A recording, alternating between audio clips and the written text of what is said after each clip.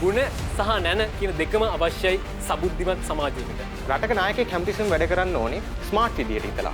බුද්ධිමත්න්ගේ අඩුවකින් අපේ රට පෙළෙනවා. අලුත් දැනුම හම්බ වෙනවත් එක්කම ඕගොල්ලන් වෙනස් වෙන්න තීරණයක් ගන්න. මොකද මේ වෙනස් වෙච්ච නැති හින්දා තමයි රට උනත් අද මේ තත්ත්වයට වැටලා තියෙන්නේ. මිනිස්සු ඍජුව යම් යම් අදහස් වල එල්ලිලා හිටපු හින්දා තමයි අපි අද මේ තැන ඉන්නේ. ඉහළ තැන්වල ඉන්න මිනිස්සුන්ට පුළුවන් ද පොඩි මිනිස්සුන්ගේ ප්‍රශ්න හොයන්න? We think that intelligence and education are both same. Normally, governments are responsible for social intelligence within the community. දැනුම, experience, open minded උනාට කවදාවත් මිනිස්සෙක් බුද්ධිමත් වෙන්නේ නැහැ. බුද්ධිය අපෙන් ඈතට ගිහින් තියෙනවා. හේතුවයි අපේ ඇස් මිත්‍යාවෙන් වැහිලා. We are measured with A's, B's and C's. Our education system does not support innovative thinking and independent thinking. We are trained to be parrots. You can have a bachelor's degree but still be an idiot.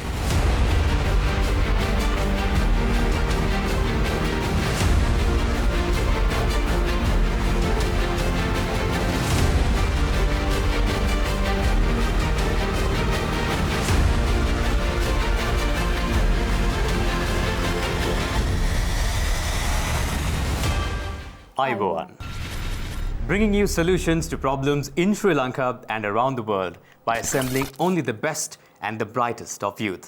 This is Charana TV's Seethala Eethala. Seethala Eethala. Charana TV ඔබේ ආලින්තයට ගෙන එන යුගයේ තරුණයින් ඔබේ හදවතට රටේ ප්‍රශ්න පිළිබඳව ආමන්ත්‍රණය කරන වැඩසටහන. අපි බලමු අද කතිකයන් 6 දෙනා.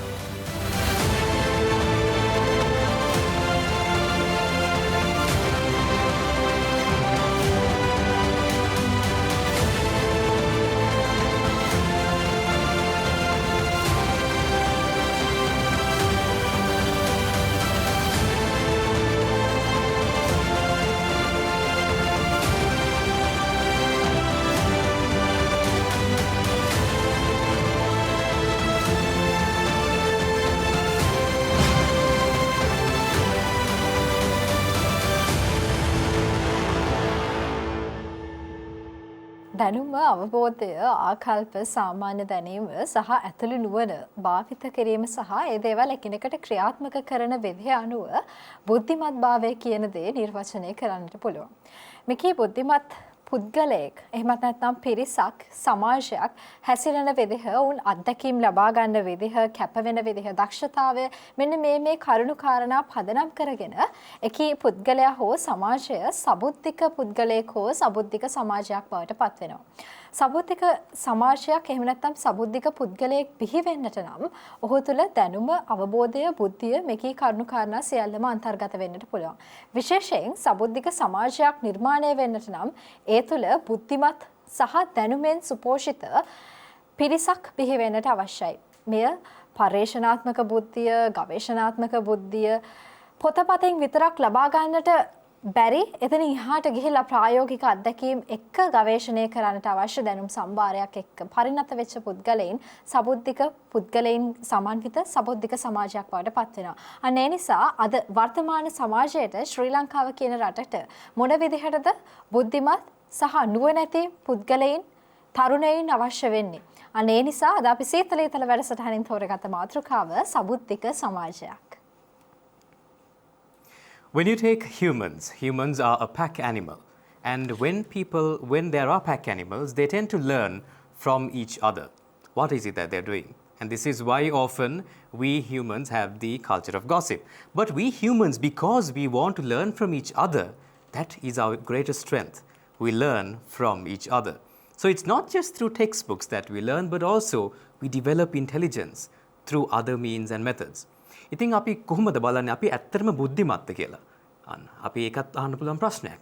හැබැයි ඒත් එක්කම සරල වගේ පේනවට ඇත්තටම ගැඹුරු මාතෘකාවක් ගැන අපි කතා කරමු ඉදිරියට. ප්‍රථමයෙන්ම නදීක තිල්ෂාන්.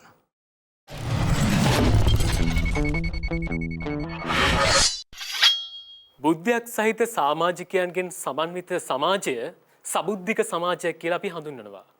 ඉතින් මගේ කතාව ආරම්භ කරන්න මත්තෙන් මම දන්නවා මේ අපේ ආරම්භය. නමුත් මම ඔබ වෙනත් කෝණයකට යොමු කරන්නම්. කොරියාව කියන රට දන්නවා. මේ කොරියාවට ජපානයෙන් පිට ආක්‍රමණ එල්ල කරනවා. ආක්‍රමණ එල්ල කළාම කුමක්ද කරන්නේ? මේ කොරියාවේ තිබෙනා වූ පුස්තකාලවල කොරියාවේ ඉතිහාසය ඒ වගේම කොරියාවේ සාහිත්‍ය විනාශ කරන්නට ජපන්නු කටයුතු කරනවා. කොරියාවේ ලේඛකයන් මේකට එරෙහිව නැගී සිටිනවා. මොකක්ද මෙතන මම අදහස් කරන්නේ? සබුද්ධික සමාජයක ඉතිහාසයේ වැදගත්කම, භාෂාවේ වැදගත්කම එදා කොරියාවෙන් ඒ ලේඛකයන් දැක්කා. අපේ ලංකාවේ නම් ස්ලෝ පොයිසන් දෙන්නේ. ලංකාවේ මැරෙන්නේ පටන් ගන්නෙ මේ අන්තිමටම. මැරෙන්නේ අන්තිමටම. චුට්ට මැරෙන්නේ. අපි දන්නේ නැතුවම අපේ රටට, අපේ ජාතියට, අපේ භාෂාව ලෝකයේ සුන්දරම භාෂාවක්. ඒ භාෂාව ටිකෙන් ටික මරන්නේ. ඉතින් හිතන්න සබුද්ධික සමාජයක මෙන්න ඔබට හිතන්නට යමක් එකතු කරමින් මං දැන් මගේ මාතෘකාව පටන් ගන්නම්. දෙවන ආමන්ත්‍රණය ආදරණීය අම්මට ඒ වගේම නැන්දට අක්කට. මොකද වනිතාවන්ට වැඩිහිටි පරපුරේ වනිතාවන්ට අපේ රටට අවශ්‍යයි. මේ අපේ රටේ දැනටමත් තියෙන ප්‍රශ්නයක් තමයි මේ ආහාර සහ ඒ වගේම පාරිභෝගික ද්‍රව්‍ය පිළිබඳව තිබෙන ගැටලුව. රටට අවශ්‍ය සහ අනවශ්‍ය පාරිභෝගික ද්‍රව්‍යවල මොනවද කියලා හඳුනා ගන්න හොඳම කෙනා කවුද? ආදරණීය අපේ අම්මා, පවුලේ ගෘහණිය. එයා තමයි දන්නේ ගෙදරට මොනවද අවශ්‍ය සහ අනවශ්‍ය කියලා.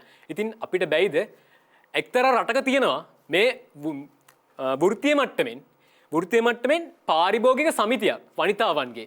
මං කියන්නේ අපි යෝජනා කරනවා ලංකාව සබුද්ධික සමාජයක් කරන්න මේක යෝජනාවක්. පුළුවන් නම් අත්වල බැඳගෙන ඔබට පුළුවන් සමාජය තුල අලුත් දෙයක් නිර්මාණය කරන්න. ඒ තමයි පාරිභෝගික සමාජය, පාරිභෝගික වනිතා සමිතියක් නිර්මාණය කරන්න සමාජය වෙනුවෙන්. ඒකෙන් පුළුවන් ඔබට පාලනය කරන්න. පරම ලිංගික අයිතිය විතරක් NGO නඩවලට කියන මුවාවෙන්, NGO නඩ අපිට දාපු මුවාවෙන් මේ ලංකාව තුල කාන්තාවන්ට ගරු කරන විදිහට වෙනත් රටක කාන්තාවන්ට ගරු කරන්නේ නැහැ. ඉතින් පරම ලිංගික අයිතිය විතරක් නෙමෙයි. එන්න ඔබට පුළුවන් කාන්තාවන් වනිතාවන් වශයෙන් ශක්තිමත් වෙන්න. මොකද්ද? පටන් ගන්න පාරිභෝගික සමිතියක්, වනිතා පාරිභෝගික සමිතියක්. ඒ වගේම තවත් වැදගත් දෙයක් තියෙනවා. ලංකාවේ තියෙන ජඩමාධ්‍යනේ, ජනමාධ්‍ය නෙමෙයි. ජඩමාධ්‍ය වෙනුවට ජනමාධ්‍ය ඇති කරන්න ඔබට පුළුවන් ප්‍රේක්ෂක සමිතියකුත් මේ විදිහට පටන් ගන්න. සක්‍රීය ප්‍රේක්ෂකයන් යුක්ත සබුද්ධික සමාජයක් තුල කෙසේවත් වෙන්නේ නැහැ නේද? මේ වෙනත් මාධ්‍ය භාවිතා කිරීමෙන් අකටයුත්තක් වෙන්නේ නැහැ නේද? චීනය, ජපානය භාවිතා කළේ මේක. චීනය, ජපානය තමන් රටේ දේශීය දල නිෂ්පාදනය වැඩි කරගන්න මොකක්ද කරේ? සබුද්ධික සමාජයක් තුළ මේ සුසන්නිවේදනය ජනතාවට ගෙනිච්ච පණිවිඩය. ඒ පණිවිඩය ගෙනහිල්ලා මොකක්ද කරේ? රට ගොඩ නැගුවා. ඒ වගේම වැදගත් දෙයක් තියෙනවා. අපි විතරක් නෙමෙයි මේ ඩොලර් අර්බුදයට මුහුණ පෑවේ. ඒ වගේම අපි විතරක් නෙමෙයි මේ IMF එක ණය ගන්නෙ. කොරියාව, ඉන්දියාව මේ දේවල් කරා. 97 කොරියාව මේ දේ කරා. නැගිට්ටා. ඉතින් අපිට පුළුවන් නැගිටින්න. තව හොඳම දේ මම කියන්නම්. බුද්ධිමතෙක් වීමට උගතෙක් වීම ලක්ෂණයක්. නමුත් උගත්තු සියල්ල බුද්ධිමතුන් නෙමෙයි. උගතෙක් වෙන්න ඕනේ නම් ඔබ උගතුන්, ආචාර්යවරුන්, මහාචාර්යවරුන් විදිහට ඉන්නවා. නමුත් බුද්ධිමතුන් Tamanගේ ශේෂ්ත්‍රයේ ප්‍රවීණයන් බවට පත් වෙලා තියෙනවා. ඒ නිසා උගතෙක් වෙනවා කියන එකම බුද්ධිමතෙක් නෙමෙයි. බුද්ධිමතෙක් වෙන්න උගතෙක්ගේ ලක්ෂණේ තිබුණත් මේ අපේ පැරණ මෙහෙම කියනවානේ. පින්මද පුතුන් සියයක් ලදුවත් නිසරු ගුණ නැන බෙලෙන් යුතු පුතුමේ ඊතාගරු. මම පද දෙක විතරයි තෝරගත්තේ. මේ තේරුම මොකද්ද? ගුණ සහ නැන කියන දෙකම අවශ්‍යයි සබුද්ධිමත් සමාජයකට. ඉතින් අපි මේ සමාජය ගොඩනගමු. ස්තුතියි. ඔබට ජය.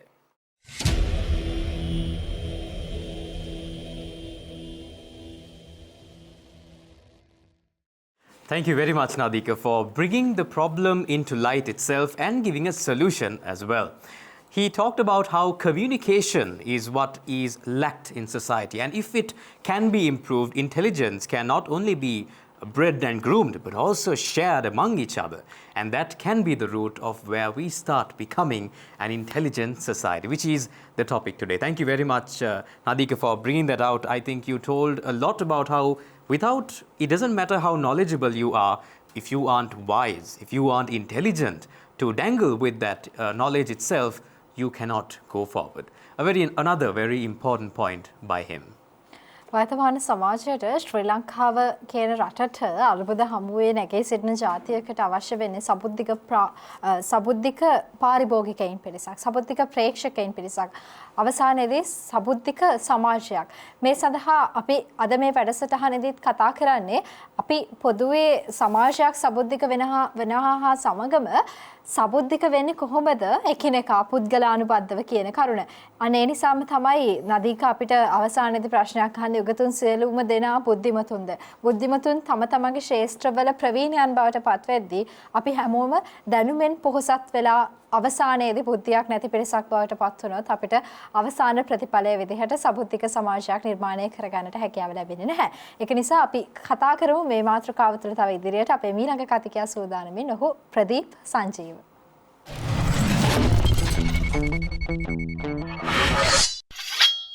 Knowledge and intelligence. What do you think? Are they similar or not? According to my opinion, they are completely two different concepts. Let me further explain how this become totally different. If we take a knowledgeable person, he always likes to work according to books, theories or traditional method. එයා ගොඩක් වෙලාවට කැමති කටපාඩම් කරන mindset එකකට. එයාට තියෙන්නේ පොතපතේ දැනුම විතරයි. එයාට දැනුමක් නැහැ කොහොමද අපි practically දෙයක් හිතලා කරන්න කියලා. But when it comes to an intelligent person, he is totally the opposite. If you take an intelligent person, he is always passionate and going through practical experience. එයා ගොඩක් වෙලාවට වැඩ කරන්නේ හිතන්නේ පතන්නේ ඔක්කොම ස්මාර්ට් විදියට. එයා අර එක පොතකට නැත්තම් එක ෆ්‍රේම් එකකට නැත්තම් එක රාමුවකට කොටු වෙලා වැඩ කරන්න ආස කෙනෙක් නෙවෙයි. He is always a kind of open minded and out of a box thinker. තවත් දෙයක් තමයි intelligent person කෙනෙක් හැමතිස්සෙම දුර දිග බලලා තමයි වැඩ කරන්නේ. He always thinks about worst scenario. For example, if something goes wrong, he is already having a backup plan, or we can call it as a plan B, in order to overcome the situation. මේක අනිවාර්ය රටක නායකයෙක්ට තිබිය යුතු ලක්ෂණයක්. මොකද රටක නායකයෙක් හැමතිස්සෙම වැඩ කරන්න ඕනේ ස්මාර්ට් විදියට හිතලා. For example, එදා ලොකු infrastructures like නෙළුම් කුළුණ or stadiums හදන වෙලාවේදී they could have invest the loans in order to develop the valuable local resources like we have Pulmude mineral sands, we have graphite, we have a Pavala phosphate kind of thing. Then today we could have minimized the dollar issue up to a certain level by minimizing the risk. So how an intelligent society is created? කොහොමද මේ බුද්ධිමත් සමාජයක් නිර්මාණය වෙන්නේ? බුද්ධිමත් සමාජයක් නිර්මාණය වෙන්නේ බුද්ධිමත් මිනිසුන්ගෙන්. දැන් ඉදිරියට අපේ රට බාරගන්න ඉන්න පුද්ගලයන්ට දැන් ඉදිරියට අපේ රට බාරගන්න ඉන්න තරුණ නායකයින්ට මම යෝජනා කරනවා පොතපතකට සීමා නොවේ ව්‍යවස්ථාවකට කොටු නෙවේ තියරිස් මත ඩිපෙන්ඩ් නොවි ස්මාර්ට් විදියට හිතලා අලුත් අදහස් එක්ක අවංකව නිහතමානීව සේවය කරන්න. මොකද අපේ රටේ අනාගතේ තරුණ අපි තමයි. අපි හැදෙනවා රට හදනවා ඒක ඇත්තමයි. අනිත් දේ තමයි දැනුම experience open minded වුණාට කවදාවත් මිනිස්සෙක් බුද්ධිමත් වෙන්නේ නැහැ. කෙනෙක් කියන්න පුළුවන් එයා O level A9ක් ගත්ත පළියට නැත්නම් ඩිග්‍රී එකක් කම්ප්ලීට් කරපු පළියට එයා බුද්ධිමතෙක් වෙනවා කියලා. නැහැ. Elon Musk once said, I hate when people confuse education and intelligence because you can have a bachelor's degree but still be an idiot. Thank you.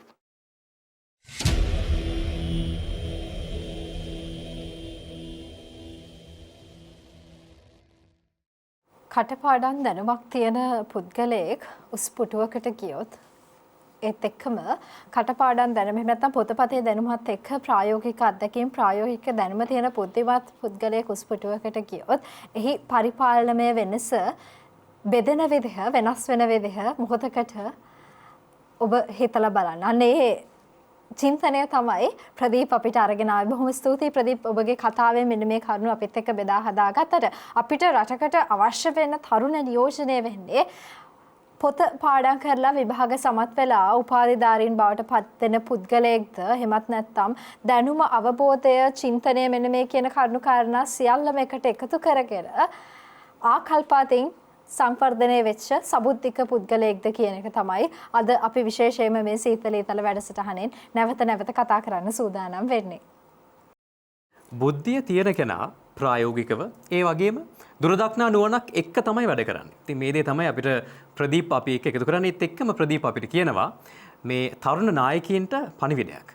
He asks all the young leaders to come together to unite, because it doesn't matter how much intelligence we have if we cannot unite, if we cannot be wise about that intelligence, if we cannot be knowledgeable and be intelligent about the knowledge itself that we have.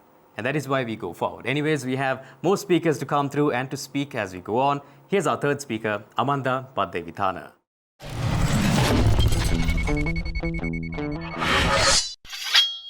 Knowledge is having information. Intelligence is using knowledge for your success. Knowledgeable person and intelligent person are very two different persons. Knowledgeable person is well packed with theoretical knowledge, but intelligent person is having much more creative, imaginative and constructive knowledge among the various parts of the society. අපේ රටේ ඉන්නවා උගතුන් බොහෝමයක්.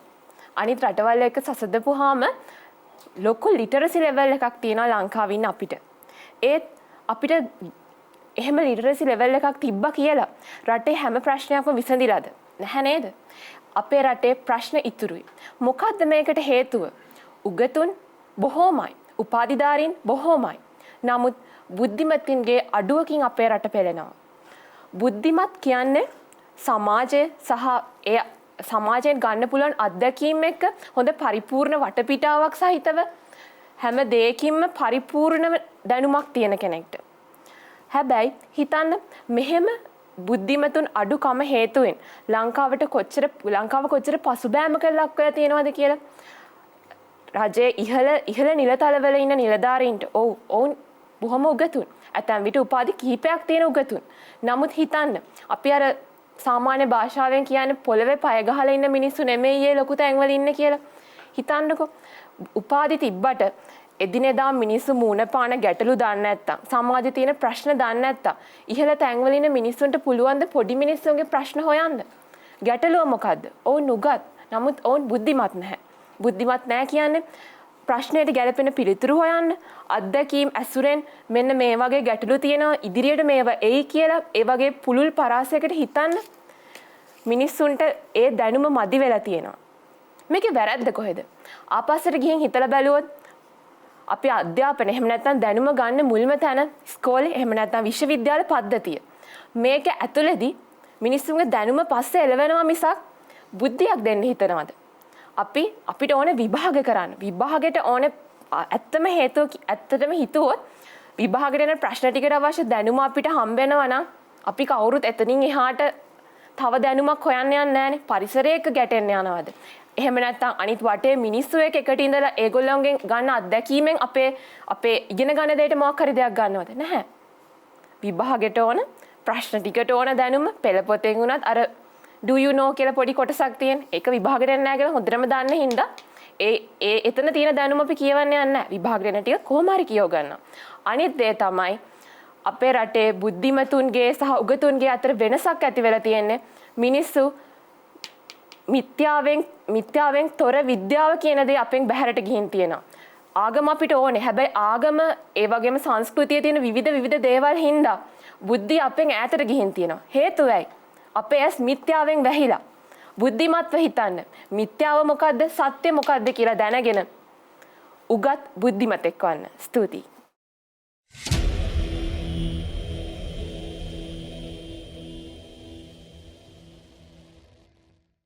Thank you very much, Amanda, for that beautiful highlight into the topic in your eyes. You mentioned a very important thing that we are limited with our examinations and the way we think in the books itself. I think that is a big result as to why we become limited as we grow up.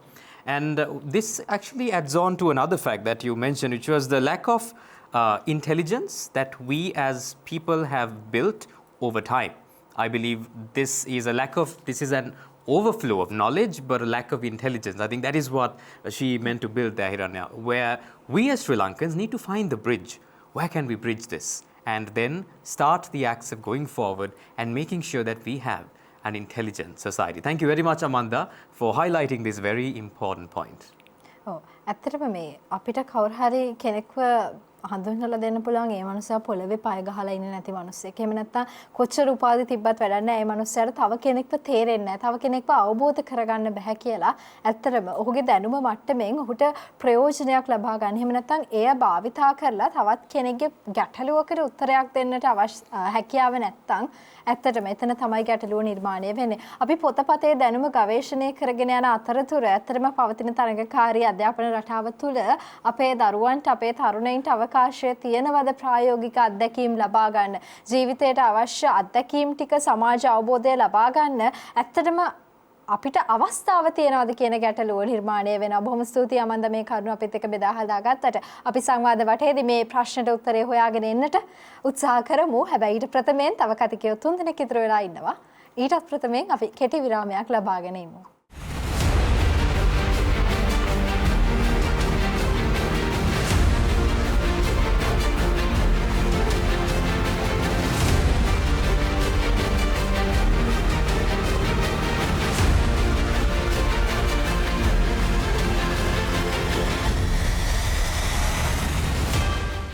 And after that short commercial break, we are now back with Charana TV's Seethala Eethala. We were talking about an intelligent society. Let's see if we really have one with the next 3 speakers.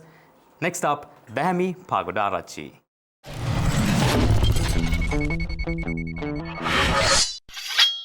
Intelligence is not the knowledge we acquire through the books.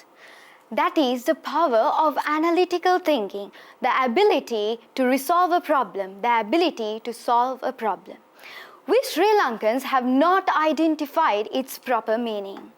We think that intelligence and education are both same. Let me say this. In Sri Lanka, we have an exam-centered education system. We are measured with A's, B's and C's. Let me stress, we are measured with A's, B's and C's. The grading system is everywhere, but here we are measured by it. අපේ අධ්‍යාපන ක්‍රමය මෙහෙම එකක්. අලියෙක්ටයි වඳුරෙක්ටයි දෙන්නටම ගහක් නගින්න කියනවා. ඒකෙන් අපි ඒ දෙන්නම එක විදියටම අනිනවා. එවන් අධ්‍යාපන ක්‍රමයක් තමයි අද ලංකාවේ තියෙන්නේ. Our education system does not support innovative thinking and independent thinking. I think this can be seen in our society very well. දැන් අපි කියනවා අපේ දේශපාලඥයෝ උගත් නැහැ, බුද්ධිමත් නැහැ මෙහෙමයි කියලා. ඉතින් මේ ඡන්දදායකයෝ නැත්තම් වෝටර්ස් නෙවෙයිද මේගොල්ලෝන්ව පත් කරේ? ඉතින් ඒ අතරත් ඉන්නේ නැතිනේ ඔය බුද්ධිමත් කියන ජනතාව. ඉතින් ඇයි ඒගොල්ලන්ට හරි අයව පාර්ලිමේන්තුව යවන්න බැරි වුනේ? ඉතින් ඒක ඡන්දදායකයෝන්ගේත් වැරද්දා. දැන් අපි අරගල කරනවා. ඉතින් ඒ අරගල කරාට අපි අපේ ෆන්ඩමෙන්ටල් රයිට්ස් වත් හරියට දන්නේ නැහැ. We don't know the basic human rights. If I ask from a 19-year-old person whether do you know what constitution is, he might not know. That is the situation of Sri Lanka. They might not know that we have Roman Dutch law in Sri Lanka. The basic things. And in Sri Lanka, our education system does not promote innovative ideas. We are trained to be parrots, trained to write exams and measured through it. But I don't say that we don't have intelligent people in Sri Lanka. We have gems in Sri Lanka, but they should be cut and chopped very well. But the problem is most of them are thrown away. දැන් O level A level fail වුණොත් ඒකට පිළියමක් නැහැ ලංකාවේ. ඉතින් ඒ වගේ මේ වගේ ඒ දැන් යෞවන සමාජ තුල ඒ වගේම වෘත්තීය පුහුණු මධ්‍යස්ථාන තුලින් අපිට මේ තරුණයන්ව එළියට ගේන්න පුළුවන්. ඒ වුණාට අපිට හැකි වෙලා නැහැ ඔවුන්ව එළියට ගන්න. සමහරක් වෙලාවට ඉන්ජිනියර් කෙනෙක් සර්ටිෆිකට් ක්වොලිෆිකේෂන් එකක් තියෙන්න පුළුවන්. ඒ වුණාට ඒ ස්කිල් එක තියෙන ඊට වඩා ඒ ස්කිල් එක හොඳින් පුළුවන් මෙකැනික් කෙනෙක් ඉන්න පුළුවන්. ඉතින් ඒ වගේ අයව සමාජයේ ඉස්සරහට ගේන්න ඕනේ. My dear Sri Lankans, the measure of intelligence is the ability to change. That is not a bunch of certificates or the literacy level. Thank you.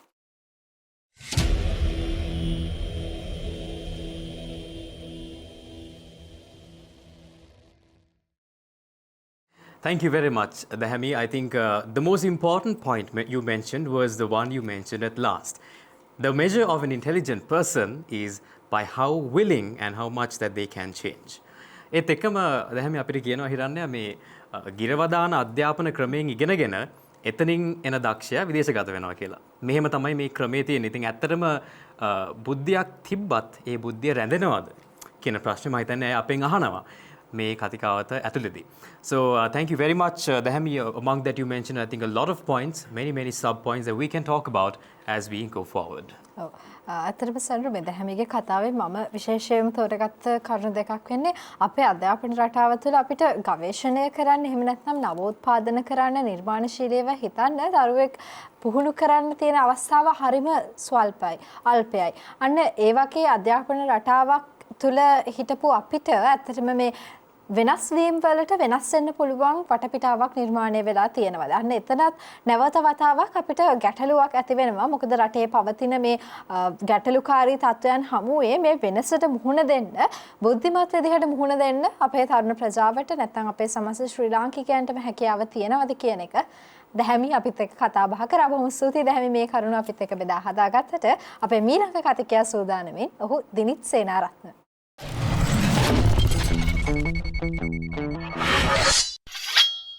මම කතාව පටන් ගන්නම් විශේෂයෙන්ම O level A level කරන මල්ලිලා නංගිලාට පොඩි පණිවිඩයක් දීලා. දැන් අපි මේ කතා කරන මාතෘකාවයි කරුණුත් එක්ක ඔයගලන්ට හිතෙන්න පුළුවන් හරි පාසල් අධ්‍යාපනය කියන දේ තේරුමක්ම නැහැ. අපි බුද්ධිමත් විදියට දියුණු වෙන්නේ නැහැ. අපිට නව උත්පාදන කිරීමට කිසිම කුසලතාවයක් හැදෙන්නේ නැහැ කියලා. ඒගොල්ලන් සමහරවිට ඩිස්කරේජ් වෙන්න පුළුවන්. අම්මලාට කියන්න පුළුවන් බලන්න ඉස්කෝලේ ගිහලා තේරුමක් නැහැ කියලා. අන්න ඒ වර්ධනම් කරගන්න එපා. ඒක තමයි මුල්ම පණිවිඩය. මොකද අපේ අධ්‍යාපන ක්‍රමය හැදලා තියෙන්නේ මම දකින විදියට පිරමිඩ් එකක් විදියට. මුලින්ම O level කාලේදී අපිට විෂයන් බොහෝමයක අධ්‍යාපනය ලබා දෙනවා. ඊට පස්සේ A level වලට ආවම ඒ දේ තව ටිකක් කැටි වෙනවා. අපි පොඩ්ඩක් ස්පෙෂලායිස් කරනවා. අපි තෝරගන්නවා මොකක් හරි ස්ට්‍රීම් එකක්. එතනින් එහාට විශ්වවිද්‍යාලෙත් සිලෙක්ට් වුණාම විශ්වවිද්‍යාලයේ අහන ප්‍රශ්න සම්පූර්ණයෙන්ම වෙනස් පාසලේ අහන ප්‍රශ්න වලට වඩා. මොකද මම විශ්වවිද්‍යාලයේ දැන් අවසන් වසරේ සිසුවෙක්. මම දකිනවා අපිට එන ප්‍රශ්න පත්‍ර වුණත් ඒගොල්ලන් බලාපොරොත්තු වෙන උදාහරණ දෙන්න.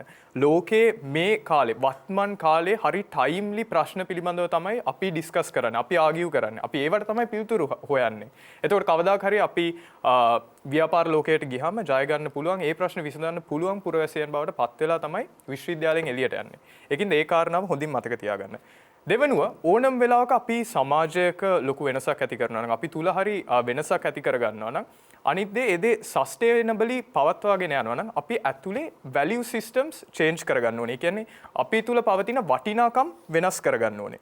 එතකොට ඕගොල්ලන් බලාපොරොත්තු වෙනවා නම් කවදාක හරි මේ ඉන්ටෙලිජන්ට් කියන තැනට යන්න බුද්ධිමත් විදියට තීරණ ගන්න ඕගොල්ලන් මේ මම මේ සඳහන් කරන වැලියුස් දෙක කල්ටිවේට් කරත් ඇත්තටම ඇති කියලා මම හිතනවා.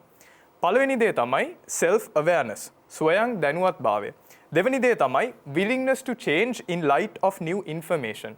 ඒ කියන්නේ අලුත් දැනුම මත වෙනස් වීමට තියෙන කැමැත්ත ඔයගොල්ලන් වැඩි වර්ධනය කරගත්තා නම් ඔයගොල්ලන්ට ඒ දේ කරන්න පුළුවන්. එතකොට දැන් මේ self awareness කියන term එක බලන් ඉන්න ප්‍රේක්ෂකයන් සමහරකට අලුත් concept එකක් වෙන්න පුළුවන්. එතකොට ස්වයං දැනුවත්භාවය කියන්නේ ඔයගොල්ලන් වෙලාව අරගෙන ඔයගොල්ලන් ඔබ දිහා ඇත්තටම ඔබ්ජෙක්ටිව්ලි බලනවා. එතකොට ඕගොල්ලන් අභ්‍යන්තර විමර්ශනයක් කරලා අඳුන ගන්න ඕගොල්ලන්ගේ හොඳ පැතිකඩ ඒ වගේම වැරදි පැතිකඩ.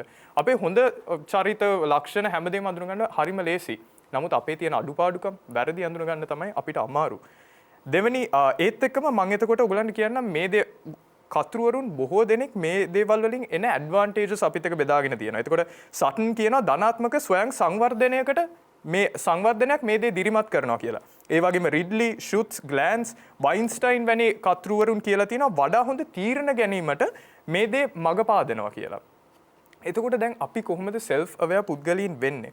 මම ඒකටත් ඔයගලන්ට කියන්න කොහොමද කරන්න පුළුවන් කියලා වැඩේ. පළවෙනි දේ තමයි create space and time to self evaluate. එතකොට ඕගොල්ලන් හැමදාම කරන්න ඕනෙත් නෑ. සතියකට වතාවක් නැත්නම් වෙලාව හම්බ වෙන විදිය අනුව පොඩ්ඩක් වෙලාව අරගෙන ඕගොල්ලන් අභ්‍යන්තර විමර්ශනයක් කරලා බලන්න. හොයලා බලන්න මගේ අඩුපාඩුකම් මොනවද? විශේෂයෙන් මේ අඩුපාඩුකම් කියන දේ ફોකස් කරන්න. මගේ weaknesses මොනවද කියලා හොඳට අඳුන ගන්න වෙලාවක් ඇති කරගන්න. දෙවෙනි දේ තමයි practice listening. මිනිස්සු කියන දේවල් ඒ වගේම මිනිස්සු ඕගොල්ලන් කියන බෙදා ගන්න අදහස් වලට උනත් හැසිරෙන විදිය චුට්ටක් කල්පනාවෙන් ඒ දේ දිහා බලන්න, ඒ දේ අඳුන ගන්න. මොකද සමහර විට මං කියන දෙයක් කාට හරි හර්ට්ෆුල් වෙන්න පුළුවන්. කාට හරි අර රිදෙන්න පුළුවන්. නමුත් මම ඒ දේ කියාගෙන යනවා එහෙම් පිටින්ම අඳුන ගන්න නැතුව හරි ඒ දේ රිදුනහම මේ මනුස්සයා සමහර විට පොඩ්ඩක් එහා පැත්ත බලන්න පුළුවන්. සමහර විට මූණ අර ටිකක් දුක්බර පැත්තකට හැරෙන්න පුළුවන්. මේ දේ අඳුන ගන්න. මොකද එතරකොට තමයි අපිට දකින්න පුළුවන් අපි කතා කරන දේ හැසිරෙන විදිය කොහොමද අනිත් මිනිස්සුන්ට ඉම්පැක්ට් වෙන්නේ කියලා. තුන්වෙනි දේ තමයි get a different perspective. අර කිව්වාගේ අපිට අපේ weaknesses හඳුන ගන්න හරි අමාරුයි. ඒකෙ හින්දා සමහර විට අපේ පවුලේ පුද්ගලයින්ට කතා කරලා බලන්න. හොඳ යාළුවෙක්ට කතා කරලා අහලා බලන්න. මට මොනවද සංවර්ධනය කරගන්න පුළුවන්? ඔයගලන් දකින විදියට මගේ අඩුපාඩුකම් මොනවද කියලා. එතකොට automatically ඔයගලන් self aware කියන stage එකට යනවා. ඊට පස්සේ අර මම කිව්ව දෙවෙනි දේ තමයි be willing to change in light of new information. ඒ කියන්නේ අලුත් දැනුම හම්බ වෙනවත් එක්කම ඕගලන් වෙනස් වෙන්න තීරණයක් ගන්න. මොකද මේ වෙනස් වෙච්ච නැති හින්දා තමයි රට උනත් අද මේ තත්ත්වයට වැටලා තියෙන්නේ. මිනිස්සු ඍජුව යම් අදහස් වල එල්ලිලා හිටපු හින්දා තමයි අපි අද මේ තැන ඉන්නේ. ඒකෙන් හින්දා ඕනම අවස්ථාවකදී ඕගලන්ට අදහසක් තියෙන්න පුළුවන්, මතයක් තියෙන්න පුළුවන්, කැමති පක්ෂයක්, පාටක්, මිනිහෙක්, පුද්ගලයෙක් ඉන්න පුළුවන්. නමුත් එහෙම කියලා ඒ දේම එල්ලිලා ඉන්න එපා. ඕගලන් දැනගත්තොත් අලුත් දෙයක්, අලුත් අඩුපාඩුකමක්, සමහර විට වෙනසක්, ඒ දේ මත ඕගලන් තීරණය ගන්න පුරුදු වෙන්න. ස්තුති කාලයට.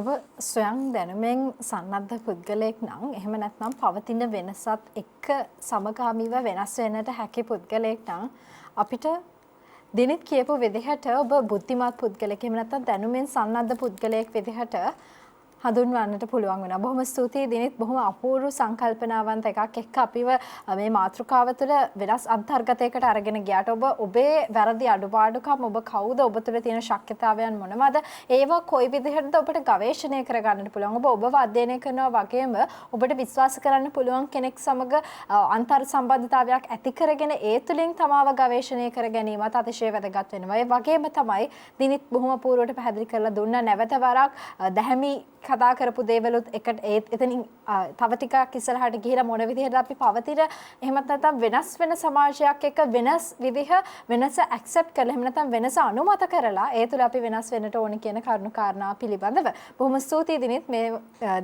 කරුණු දෙකත් එක්ක මේ මාතෘකාව තවත් ටිකක් පුළුල් කරලා අපිට කතා කරාට.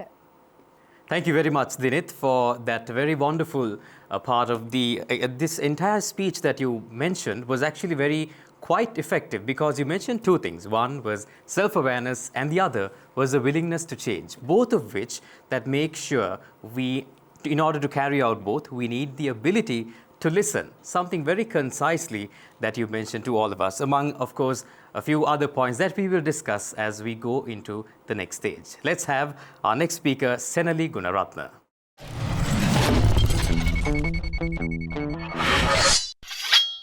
The measure of intelligence is the ability to change, said by not myself but Albert Einstein. Srimao Bandaranaike's regime was a very good example of showing this change because there was production for exports. We had production in manual steel, sugar, fabric, paper, among other things. But the governments that came into ruling after her regime destroyed the process and the change was gone. Deforestation, exploiting natural resources, damage to World Heritage sites, and shutting down production caused a lot of disruption because the governments that came into ruling started going for imports due to commissions. Normally, governments are responsible for social intelligence within the community. And let's talk about what intelligence is. An intelligent society is one in which people are intelligent due to lifelong learning, following passions, challenging themselves, thinking smartly, and making fruitful decisions. Let's go back to our childhood really quick. Most of us here, when we were kids, we played outdoors, and that was a part of our learning process. But nowadays, when you see kids, they are always mostly involved in their digital devices. They're always on laptops, phones, tabs, whatever it is for their learning process, which can actually cause important brain development to inhibit. Also, talking about what some of these speakers said about the parrot learning, that is a thing. But also at the same time, there can be a great contrast seen between developed nations and less developed nations. Like for example, UK and SL, the UK IT syllabus for grade 5 and 6, they teach kids like video editing, web page designing, and 3D modeling. Whereas in Sri Lanka, at those grades, they only begin to teach us about the parts of a computer or laboratory safety. And they know that kids at this age can handle more, yet there is no progress. So necessary tools for learning and self-development are usually given by the government, but this government currently, those tools for learning as well as basic human rights have been taken away. Mishandled politics and taking non-rational decisions have ruined the country's progress, and for most of us, the future is bleak. They have big talk about FDIs or foreign currency flow, but what happened to tourism? The tourism sector has been completely shut down, and that has been a very bad impact on Sri Lanka's economy. This could have been avoided if decision making was proper and if the society was intelligent enough to understand what happened to the economy since the beginning. Look at countries like Finland, Switzerland, UK, Canada, Australia that are flourishing because their quality of life is at a very high level, whereas SL is rotting in bad decisions, no fuel, electricity, high inflation, and no access to education. University of Peradeniya is closed down. So Sri Lanka can develop. We have intelligent people, but they are leaving the country or have already left. We need a solution for these people to remain. Thank you.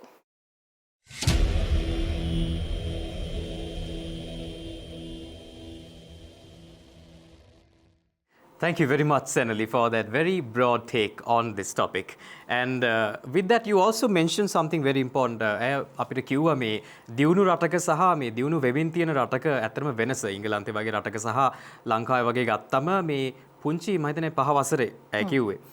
කෙනෙක්ට කොහොමද video edit කරන්නේ? කොහොමද මේ වගේ පරිගණකයත් එක්ක මම සිංහලෙන් කිව්වොත් වැඩ දාන්නේ කියන දේ උගන්වනවා. හැබැයි අපේ 5 වසරේ ළමයින්ට උගන්වන්නේ අපි බැලුවොත් එහෙම කම්පියුටරේ කෑලි මොනවද ඔය වගේ පුංචි දේවල්.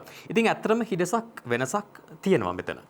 කියන දේ අය කිව්වා ඒත් එක්කම she also spoke about a lot about the tourism industry, how I would like to quote herself, Sri Lanka is a reeking of bad decisions. And I think that itself sums it all up. Sri Lanka is a result of bad decisions. Of course, the crisis that is there right now is a result of these bad decisions. And how can we come out of this when the people who are there to make the wiser decisions, the intelligent people, are leaving or if not have already left? That is exactly what she said. Thank you very much, Senali, for this beautiful insight. ඇත්තටම සන්ඩ්‍ර මේ තීරණ ගැනීමේදී පවතින ගැටලු සහ අපි අභියෝගවලට මුහුණ දෙන්නේ මොන විදිහටද? අභියෝගවලට ධනවාදීව මුහුණ දීම එහෙම නැත්නම් ශක්තිමත්ව මුහුණ දීම සහ අපි ගන්න තීරණවල තියෙන ගුණාත්මකභාවය පදනම් කරගෙන අපි බුද්ධිමත් මිනිසෙක්ද දැනුවත් මිනිසෙක්ද එහෙම නැත්නම් අවසාන වශයෙන් සබුද්ධික සමාජයක ජීවත් වෙන පුරවැසියන්ද කියන දේ තීරණය කරන්න පුළුවන් වෙයි. අවසාන වශයෙන් සෙනලි කියන විදිහට රටක සංවර්ධනය එහෙම නැත්නම් රටක පවතින තත්ත්වය තීරණය කරන්නටත් අපි ගන්න බුද්ධිමත් තීරණවලට අපි බුද්ධිමත්ව අභියෝගවලට මුහුණ දෙන ආකාරය මත පදනම් කරගෙන වෙනස් වෙන්නට හැකියාව තියෙනවා. අපි සංවාද වටේ මුණ ගැහෙමු ඊට ප්‍රථමයෙන් කෙටි විරාමයක් ලබාගෙන.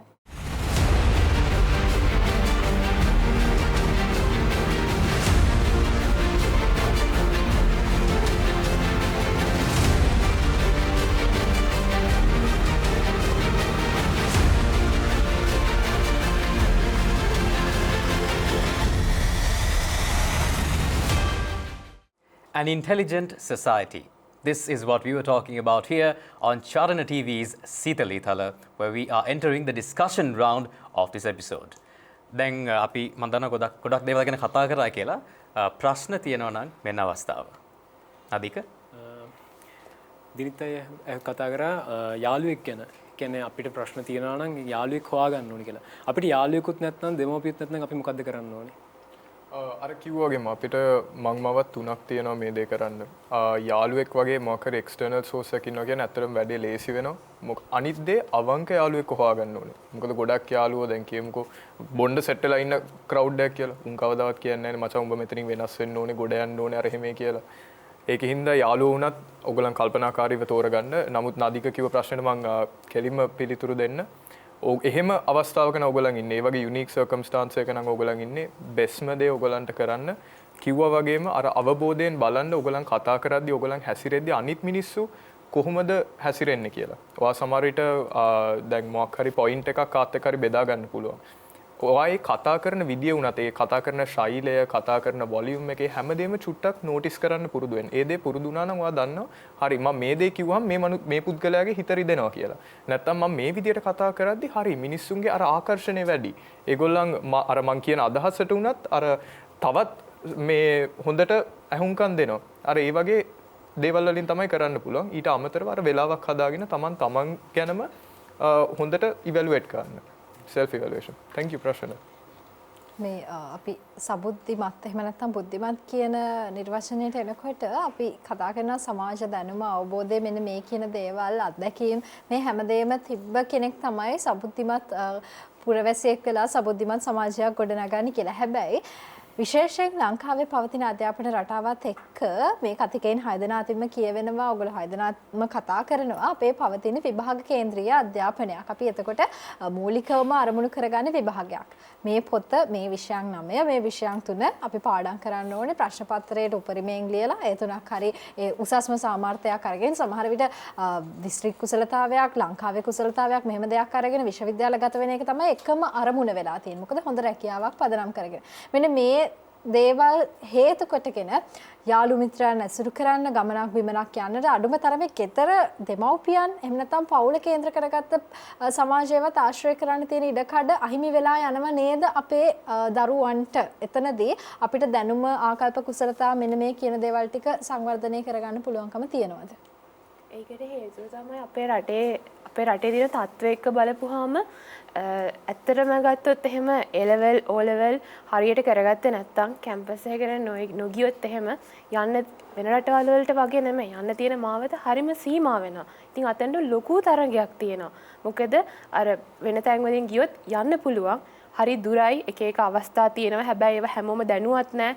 බොහොම මේ නගර බදවි ඉන්න කට්ටිය විතරයි දන්නේ මේ වොකේෂනල් ට්‍රේනින් සෙන්ටර්ස් හරි එහෙම නැත්නම් වෙනයම් හරි මොනවා හරි ක්‍රම මේවට තියෙනවා කියලා ගමක ළමයෙක්ට A level O level ගොඩනගාගෙන නැති වුණොත් රස්සාවක් නැහැ. මේ පොඩි කුලී වැඩක් ඒ වගේ තැනක් තමයි කරන්න වෙන්නේ. හේතුව රටේ අවස්ථා අඩුයි. අවස්ථා අඩු හින්දා මිනිස්සු තරඟකාරී වෙලා තියෙනවා මේ විභාගම කොහොම හරි කරගන්න. ඒ හින්දා ක්ලාස් යනවා ඉස්කෝල යනවා වැරෙන්න සමාජයක් ගැටෙන්න දෙමව්පියෙක් ගැටෙන්න කාලයක් එහෙම නැත්නම් පරිසරයෙන් දැනුමක් ගන්න මිනිස්සු අතරින් මිනිස්සු ආශ්‍රය කළත් අපිට ලොකු දැනුමක් ගන්න පුළුවන්. ඒ වගේ දෙයකටවත් යොමු වෙන මිනිස්සු try කරන්නේ නැහැ. මොකද අරක තමයි force කරන් ඉන්නේ. එතන නැති වුණොත් fatal කියන දෙයක් මිනිස්සුන්ගේ ඔළුවේ තියෙනවා. එහෙම යනකොට අපිට මේ සපොද්දික සමාජයක් නිර්මාණය කරගන්න පුළුවන් වේද මේ තියෙන මේ පවතින තත්ත්වය පදනම් කරගෙන?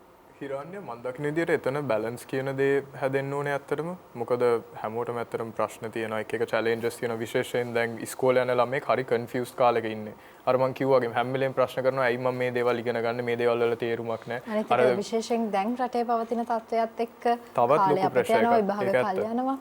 ඒක ඇත්ත. අර ඒ වගේ තියෙද්දි ඔයගොල්ලන්ම බලන්න ඕනේ ඔයගොල්ලන්ට කොහොමද අර මං කිව්වා වගේ අර වැලියුස් සංවර්ධනය කරනවත් එක්කම කොහොමද මං සමාජයත් එක්ක ගැටෙන්නේ. ඇත්තටම සමහර ළමයි ඉන්නවා ගේ ඇතුළටම වෙලා ඉන්නවා එහා ගෙදර කෙනා කවුද කියලාවත් දන්නේ නැති. ඉතින් පුළුවන් නම් අර පොඩ්ඩක් එළියට යන්න ඒ දේවල් කරන්න. ඒ වගකීම සම්පූර්ණයෙන්ම ඕගොල්ලන් අතේ තියෙන්නේ. රජයට බැනලා වැඩක් නැහැ, රටට බැනලා වැඩක් නැහැ. ඕගොල්ලන් කැමති නම් ජීවිතේ ජය ගන්න, ඕගොල්ලන් කැමති නම් අර කිව්වා වගේම සබුද්ධික කියන මට්ටමකට යන්න ඒ වගකීම ඕගොල්ලන් අතේ තියෙන්නේ. ඒකින්ද ඒ ක්‍රියා මාර්ග ඕගොල්ලන් උයි ගතේ. මට අදහසක් තියෙනවා දැන් රජවරුන්ගේ කාලේ ඔය කියන පොතපතවත් කිසිම තියරිස් වත් මුකුත් තිබෙන්නේ නැහැ. ඒගොල්ලෝ වැවක් හදනවා නම් ඒගොල්ලන්ගේ ඒක ප්‍රැක්ටිකල් නොලෙජ් එක සහ ඒගොල්ලන්ගේ තියෙන පෙර කුසලතා එක්ක තමයි ඒගොල්ලෝ වැවක් තනන්න යන්නේ. ඒගොල්ලෝ අර පොතකට සීමා වෙලා එක තියරි එකකට සීමා වෙලා ඒක නිර්මාණය කරන්නේ නැහැ. නමුත් මම යෝජනා කරන්නේ අද මේ අපේ ඉන්න නායකයෙක් වැවක් තැනුවා නම් එක්ක ඒ කියන්නේ එයාගේ ගෙදර වැවක් වගේ තියෙයි. නැත්තම් ඒ හදන්න යන වැව පොඩියට හදලා ඒකෙන් කොමිස් ගහලා එහෙම තමයි එයා අද කාලේ වැවක් හදුවා නම් හදන්නේ. ඒ කියන්නේ එයා ගොඩක්ම ප්‍රැක්ටිකල් නැහැ. අර ට්‍රෙන්ඩ් එකකට නැත්තම් මම කැමති ඒත් එක්කම පුංචි ප්‍රශ්නයක් හැමෝගෙම අහන්න පොදු ප්‍රශ්නයක්. දැන් අපි ගත්තම අධ්‍යාපනයේ අපේ මේ රාමුගත වුණු අධ්‍යාපන ක්‍රමේ නැති දෙයක් තමයි multiple intelligences and the system of MI. ඉතින් මේ මල්ටිපල් ඉන්ටෙලිජන්ස් ගත්තම මේ දැන් අපි කතා කරා මම හිතන්නේ දිනතුත් කලින් කිව්වා මේ යුනිවර්සිටි ලෙවල් මේ අධ්‍යාපන රාමුවේ වටිනාකම. ඒත් එක්කම අපි සමහරක් අය මම හිතන්නේ කතිකයන් කිව්වා මේ එක්සෑම් ක්‍රමයට හුරු වෙච්ච ළමයි ඉන්නේ කියලා. දැන් අපේ බලන් ඉන්නවා මේ එපිසෝඩ් එක අද ළමයි අනිවාර්යෙන් බලන් ඉන්නවා. ඉතින් මේ අධ්‍යාපන රාමුවේ ඉන්න. ඉතින් මේගොල්ලන්ට කියන්න බලන්න ඔයගොල්ලන්ගේ ඇඩ්වයිස් එක කොහොමද මේ MI මල්ටිපල් ඔවුන්ගේ වෙනත් ඉන්ටෙලිජන්සස් පස්සෙන් යන්න පුළුවන් කොහොමද ඒක කරන්න පුළුවන් මේ රාමුව ඇතුලේ ඉඳගෙන? පොදු ප්‍රශ්නයක්. මෙහෙම දැන් එක්සෑම් සෙන්ටර්ඩ් එඩියුකේෂන් එකක් කියලා දැන් ලංකාවේ තියෙන්නේ අපිට කියන්න බෑ මේකෙන් බුද්ධිමත්තු බිහි වෙන්නේ නැහැ කියලා. විද්‍යාඥයෝ බිහි වෙලා තියෙනවා. ඒ වුණාට මේක හැමෝටම සරල නැහැ. හැමෝටම හරියන අධ්‍යාපන ක්‍රමයක් නෙවෙයි. අර හැමෝම එළියට ගන්න බෑ මේ අධ්‍යාපන ක්‍රමය. දැන් සාහිත්‍යයට කැමති ළමෙක් වෙන්න පුළුවන්. නැටුමට ගැවුමට කැමති ළමෙක් වෙන්න පුළුවන්. ඒ අය මේ අධ්‍යාපන ක්‍රමයෙන් එළියට එන්නේ නැහැ. එතකොට ගොඩක් වෙලාවට කියන්නේ දැන් එහෙම මම කිව්වොත් මේ අධ්‍යාපන ක්‍රමයේ වැරදි කියලා එහෙනම් ලංකාවේ විද්‍යාඥයෝ හොඳ දොස්තරගොල්ලෝ බිහි වෙන්න විදියක් නැහැනේ. ඒ වුණාට අර මේ අධ්‍යාපන ක්‍රමයෙන් අතෑරෙන කොටස වැඩි ජීවිතේ දිනන කොටසට වඩා. අන්න ඒක තමයි ලංකාවේ අර ගොඩක් මේ දැන් මම කෙනෙක්ගේ පෞරුෂයක් ගොඩ නැගෙනකොට ඒ පෞරුෂයට ගොඩාක්ම ඉවහල් වෙන දෙයක් තමයි ඉස්කෝලේ සහ තමන්ගේ පවුල කියන්නේ. මේ අධ්‍යාපනයත් එක්ක ළමයින්ට තමන්ගේ පවුල අතහැරලා තියෙනවා. ඒතකොට දෙමාපියන් එක්ක තියෙන සම්බන්ධය අතහැරලා තියෙනවා. යාළුවොත් එක්ක තියෙන සම්බන්ධය නැති වෙලා තියෙනවා. ඒතකොට මේ දෙමාපියන්ගෙන් අපිට මේ පෞරුෂ වර්ධනය කියන දේ ලබා ගන්න බැරි වෙලා තියෙනවා. ගොඩක් වෙලාවට අපි අපේ දෙමාපියන්ගෙන් ගොඩක් දේවල් ඉගෙන ගන්නවා. ඉතින් ඒ වගේ දේවල් නැති වෙලා තියෙන මේ අධ්‍යාපන ක්‍රමයත් එක්ක. I actually have a different view on this because I personally did London A-levels, so I do not have that government experience. But from what I know, even the students who did international syllabus are having a minor problem because, for example, take medicine. Students who did London A-levels, they can't get into a government university for medicine. You have to go abroad. Otherwise, you can't pursue medicine. But say you finish your degree in medicine in, say, Russia or Belarus or somewhere in China. But you have to come back to Sri Lanka and study the same thing again just so that you can become a doctor in Sri Lanka. So people don't get that chance easily because that chance in studying certain subjects are given more prominence to those who did local through a local institution rather than you going abroad and coming back. So there is that prejudice sort of in that aspect too. To those intelligent in yes, that to area. those intelligent. Senali, if I were to add to what you had to say, I think honestly, like Nanga right here mentioned, it's because of a lack of opportunity. That's the problem. That's why they discourage people from other syllabuses in actually entering the system here because they promised it, right? They work really hard, getting, the competition that's there in the local syllabus. That's the issue. It's opportunity, not an issue with the system itself. අපිට තේරෙනවා ලංකාවේ තියෙන මේ අපිට අවස්ථා අහිමි වීම එහෙම නැත්නම් අවස්ථාවල තියෙන සීමාකම නිසා සමහර විට බුද්ධිමතුන් බිහි වෙන්න තියෙන ඉඩකඩ අවම වෙලා යනවා. මෙන්න මේ කරුණු පිළිබඳව බොහොම ගැඹුරින් අපි සංවාද වටේදී කතා කරා. අපිට කාලය හරස් වෙනවා. සංවාද වටේ නිමා කරමින් අවසාන වශයෙන් මේ තරුණ කතිකයින් 6 දෙනාගේ මොන විදිහේ නිගමනයන් 6ක්ද තියෙන්නේ සබුද්ධික සමාජයක් ගොඩනගන්නට නම් කියලා. නදීක. ඔබේ වයස කීයේ වුණත් ඔබට දැනට තිබෙන දැනුමට සරිලන කුසලතාවයක් වර්ධනය කරගන්න. එතකොට ඔබට පුළුවන් සබුද්ධික පුද්ගලයෙක් බවට පත් වෙන්න. මම කියනවා පොතපතකට සීමාව නොවි ඒ කියන්නේ තියරිස් වලට කොටු වෙන්නේ නැතුව හැමතිස්සෙම ප්‍රැක්ටිකලි දෙයක් කරන්න හිතන්න. එතකොට ඔයාට බුද්ධිමත් මිනිසෙක් වෙන්න පුළුවන් වෙයි. උගතුන් පිරි බුද්ධිමතුන් අඩු රටකට යන්න පුළුවන් දරුණුම තැන මොකක්ද කියලා දැන් අපි අත්දකිනවා. ඒ හින්දා make it responsible to be an intelligent person. ප්‍රායෝගිකව ජීවත් වන්න. තමන්ගේ එදිනෙදා හම්බ වෙන ප්‍රශ්නෙට උත්තරයක් සොයන්න. එතකොට සබුද්ධික සමාජයක් බිහි වෙයි. සබුද්ධික වෙනවා කියන එකේ වගකීම අපි හැමෝටම පර්සනලි තියෙන දෙයක්. ඒකින්ද ඒ තීරණය ඔබ සතු තීරණයක් කාටවත් බැනලා කරලා ඇඟිලි දික් කරලා වැඩක් නැහැ. සිලබස් වලට බැනලා වැඩක් නැහැ. ඒකින්ද වෙලාව අරගෙන අර මීට කලින් වැඩසටහනේ මෙන්ෂන් කරා වගේ ඒ වැලියුස් ප්‍රගුණ කරගන්න ඔයගලන්ට නිකම්ම ඒ සබුද්ධික කියන මට්ටමට යන්න පුළුවන්. Be accountable for your own self-development and education. Do not listen to what anybody says to put you down. Keep thriving and keep learning, and then you really get there. අද අපි සීතල ඊතල වැඩසටහන පුරාවටම කතා කරේ මොන විදිහටද සබුද්ධික සමාජයක් ගොඩනගන්නට අවශ්‍ය වෙන්නේ කියලා. ඒ තුළදී දැනුමින් සන්නද්ධ පුරවැසියන් පිරිසක් කොයි විදිහටද බුද්ධිමතුන් බවට පත්වන්නට ඕනි කියලා මේ කතිකයින් 6 දෙනාත් එක්කම අපි කතා කරා. ඔබ පොතපතේ දැනුම අමතක කරලා දාලා එහෙම නැත්නම් මේ දැනුම අවශ්‍ය නැහැ. අපිට අවශ්‍ය කරන්නේ ප්‍රායෝගික දැනුම, සමාජ අවබෝධය කියන එක විතරක් මේ වැඩසටහන අවසානයේදී වටහා ගන්න උත්සාහ කරන්න එපා. අපිට අනිවාර්යයෙන්ම අධ්‍යාපනික දැනුම එහෙම නැත්නම් පාසල් අධ්‍යාපනය තුළ විශ්වවිද්‍යාල අධ්‍යාපනය තුළ හෝ කුමන හෝ ආකාරයකින් ලබා ගන්න දැනුම අත්‍යවශ්‍යයි. එතනින් එහාට ගිහිල්ලා ප්‍රායෝගික අත්දැකීම් ටික, සාමාන්‍ය දැනීම ටික, සමාජීය අවබෝධය, දැනුම මෙන්න මේ දේවල් ටික ඔබ එදිනෙදා ජීවිතයෙන් ඉගෙන ගන්න. අනිවාර්යෙන්ම ඒ සඳහා අපිට අවස්ථාව තියෙනවා, ඉඩකඩ තියෙනවා, හැකියාව තියෙනවා. මොකද ඔබ හිතනවට වඩා ඔබ දැනුවත් සහ ඔබ බුද්ධිමත්. Most times in life, what we lack is a balance. When we try to ride a bicycle, we lack the balance to keep going when we first start. Why? Because we put too much pressure on one side and we fall. Isn't that what happens to all of us all the time? When we try to gain only knowledge but not intelligence, we fall. Why? Because we don't know how to apply that knowledge. And that is why if you have an intelligence, it might be, of course, with the multiple intelligences theory, you might have any intelligence inside you. Have a look at yourself, analyze it. What are your intelligences? Discover them truly. And if you don't have space to discover them right now, go to somewhere that you can to discover them. And make sure that you can contribute to those around you and especially to yourself and your country as time comes. Be intelligent, but remember, don't forget to be wise.